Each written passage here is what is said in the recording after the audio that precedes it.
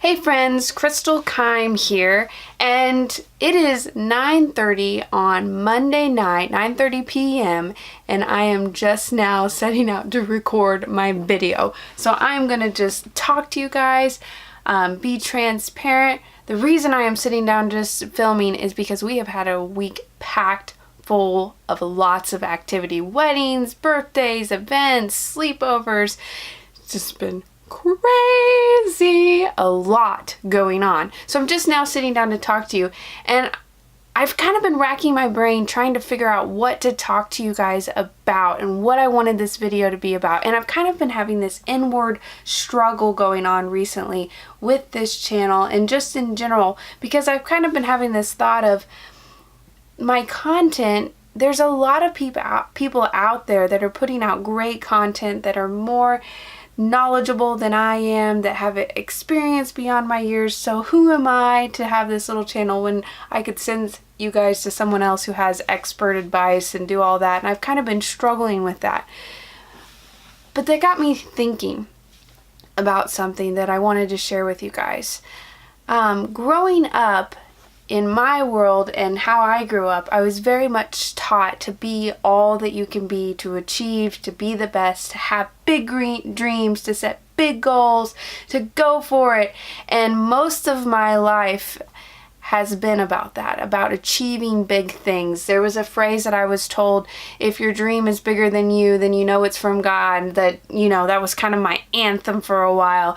And so I thought that I had to have these dreams that were beyond myself, that were huge, that were massive. And I pursued that with all that I was. I started having Bible studies at school when I was just in middle school. I created a teen hangout when I was 16 years old. I was an entrepreneur from the start, and then I eventually had a youth center that I ran for 10 years. It was a youth center. It was a $150,000 year budget for this youth center. We worked with hundreds of teens every year and parents and families. It was a big deal, and it was something that was big, and I thought it was pursuing these big dreams and doing great things, and it was good. But all of that left me always feeling like everything else that wasn't big, wasn't meaningful, wasn't gigantic, wasn't bigger than myself, was insignificant or meaningless or didn't mean very much. And I have learned over the years and over time that train of thinking is not always the best. It's not always the healthiest. Because when we are always pursuing that big, that better, that gigantic, that huge dream, that big thing, we miss some beautiful, meaningful opportunities. Just thinking about it, I've been away from Stacks. Me and my husband, we stepped down from Stacks. We closed down the youth center because we felt like we needed to make a transition in our lives, and it was a difficult transition, but we felt like we needed to slow down because we were missing a lot of small, meaningful moments. So in this we've been out of the youth center for about a year, maybe a little more than a year.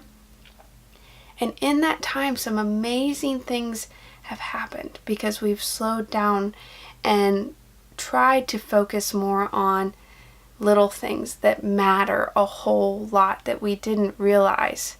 So in this past year, over a year, we've developed relationships with people that we wouldn't have developed as significant of relationships with. Family members that have been around all along that we haven't connected with. I'm sitting in my closet right now recording this video because we have our nephews over spending the night with us and hanging out with Josh and my husband and I. And those are things that before we couldn't have done because we didn't have the time to do it. Now, I'm not saying that the things that we did in the youth center weren't good, weren't grand. They were great. They were significant. We were helping teens. We were doing great things. But what I want to focus on talking about with you guys today is not to get rid of the big dreams, but to remember that there is meaning and there is purpose in the little things.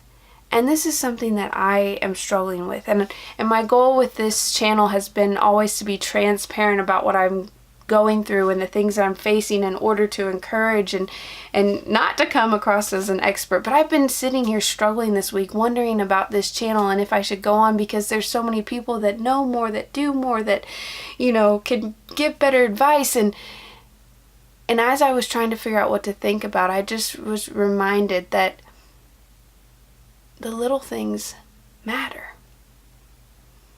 The little voices matter. And they can make a great impact. I sit here and I think about relationships that have come in the past year that I would have never had time for or taken time for if I didn't take my eyes off of the big dream for a little while. Sometimes we get so narrow focused on this big dream that we miss out on all these other little things that are really big things that God's wanting to use us in and to do. And so I just want to encourage you guys and challenge you in this. Go for the big dreams. Dream big. There's nothing wrong with dreaming big, but make sure that you don't have this narrow focus, that you forget that it's not all about the big dream. And another thing I want to say too that I need to hear and I am struggling with, and maybe some of you need to hear out here, is if you don't have something quote unquote big going on, that doesn't make you less valuable. That doesn't make you less significant. There was this time, and it still comes over me from time to time, where I feel like a nobody since leaving the youth center. I feel like I don't have a title anymore, that I'm insignificant, that no one knows what I've done or what I've accomplished. And I try not to go there very often because it's not a healthy train of thought. But sometimes I do go there and I feel like I've lost all that made me significant to other people and now I'm a nobody.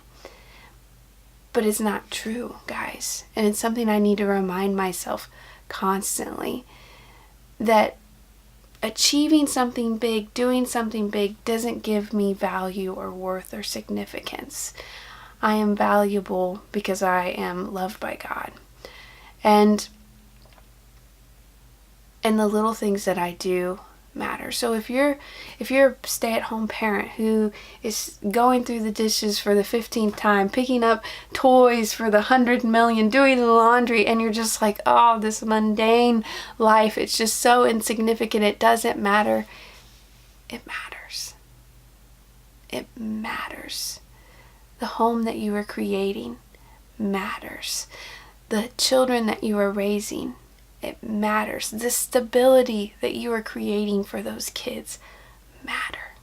I can't tell you how many teens who, if they would have had a parent consistently do laundry or consistently wash the dishes or consistently take care of their house and built stability in their life, how much that would have impacted some of the teens that we dealt with. The little things matter. They matter and they're significant. You are significant. You are valued. And just because you might not be in a season of doing something really big and really grand right now, it doesn't make you a nobody. We're all somebodies and we all matter and we're all significant and we're all being used by God if we let Him. So I just want to encourage you guys today, if you feel like, do I matter? Is it worth it? Am I making a difference? Am I doing anything? I just want you to push all that aside and just hear this one phrase, that you are loved immensely. Not based on what you do, on how you perform, how big, how little, how grand. You are loved, period. And I want us to take our eyes off of thinking about these grandiose big ideas, big things, and slow down and really realize that, yes, I may be doing this thing for the 15th millionth time, but it does matter. It is important. And sometimes too, I want us to be reminded that let's get our eyes off of the mundane, this is insignificant, and look around at the people involved. the people that we're influencing, the people that we can encourage, and the people that we can love. One question that I have been trying to ask myself is not what can I do today, what can I accomplish today, but how can I love to the best of my ability. I went to a wedding this weekend and I didn't hear much because I was wrangling a little toddler, but I did hear one phrase that was really stuck out to me, and he was talking about waking up every morning and thinking about how you can lavish love on each other. And so many of us, we get in this routine of doing things that we don't think about, how can I lavish, how can I over the top love people? And so I just want to challenge you guys to think of your day, your mundane day in that way. How can I lavish love on the people in my world, the people that I will encounter, and not get so tunnel focused on, oh, this is insignificant and I just got to get it done, or get so focused on the big dream. So that's my rant today. I'm going to put this out here unedited. This is kind of like a one-take vlog. If you haven't heard of that, my friend Eric Wynn, I'll put him in the end of this video. He's done this thing where it's a one-take vlog where you just put the camera on and shoot. So this will be a little longer because I do tend to ramble. But I'm a little late to the game, but this will be my one-take vlog, and I hope you guys got something out of it. If you like this, be sure to subscribe, and I will see you guys later. And just, you guys are awesome. If you haven't heard that today or this week or a month, you're awesome. You're rocking it. You've got this. You can do it. And I will see you guys next time. Bye.